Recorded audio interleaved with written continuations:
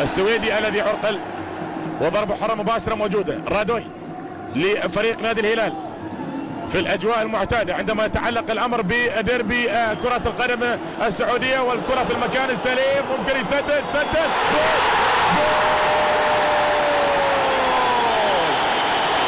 هو ناوي عبد العزيز الدوسري، ما كانت الاولى وليست الثانية، حاول مرتين، الثالثة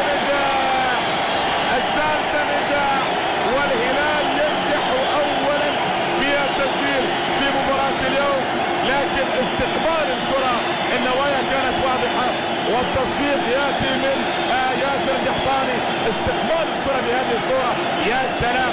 بعد ذلك هنا قرر وهنا راوغ وهنا سدد، والكرة بالتالي مرت صعبة على عبد الله القرني في المرمى النصراوي.